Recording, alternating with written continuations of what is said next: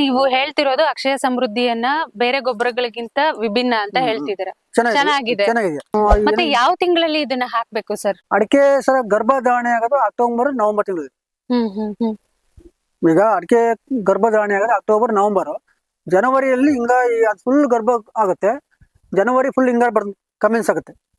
January February March. ಎಷ್ಟು ವರ್ಷದಿಂದ ಫಸಲು ಬರ್ತಿದೆ? 35 ವರ್ಷ ಆಯ್ತು ಅಡಿಕೆ ಹಾಕಿ.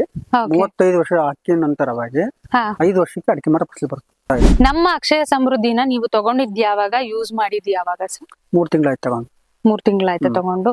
ಹೆಂಗೆ ಹಾಕ್ತೀರಾ ಒಂದ್ ಗಿಡಕ್ಕೆ? ಈ ಕಡೆ ಹೆಂಗ್ ಹಾಕ್ಬೇಕು? ಒಂದ್ ಗಿಡಕ್ಕೆ ಎಷ್ಟು ಕೊಡ್ಬೇಕು ಸರ್? ಅಕ್ಷಯ ಸಮೃದ್ಧಿ ಗೊಬ್ಬರನ ನಾನು ಯೂಟ್ಯೂಬ್ ಅಲ್ಲಿ ನೋಡಿದಾಗ ಮರದಿಂದ 1 ಅಡಿ ಬಿಟ್ಟು ಸರ್ ಸುತ್ತು ಪಾತಿ ಹೊಡಿರಿ ಅಂತ ಹೇಳಿದ್ವಿ. ನಾವು ಅದೇ ತರನೇ ಮರದಿಂದ ಸುತ್ತು ಪಾತಿ ಹೊಡ್ಕೊಂಡು ಮರಕ್ಕೆ 4 kg ಪ್ರಮಾಣದಂತೆ ಕೊಡ್ರಿ ಅಂತ ಹೇಳಿದ್ವಿ. ಸೊ ನಾವ್ ಅದಕ್ಕೆ ನಾನು ಸೊಲ್ಯೂಷನ್ ಕೇಳಿದೆ. ಅಂದ್ರೆ ನೀವು ಪಾತಿ ಹೊಡ್ ಸುತ್ತು ಹಾಕ್ರಿ ಅಂತ ಹೇಳ್ತಾ ಇದ್ರಿ, ತೇವಾಂಶ ಕಮ್ಮಿ ಇದೆಯಲ್ಲ, ಏನಾಗತ್ತೆ ತೇವಾಂಶ ಕಮ್ಮಿ ಇದೆ ತಗೊಳ್ದತ್ ಮರ ಅಂತ ಹೇಳಿದ್ರಿ.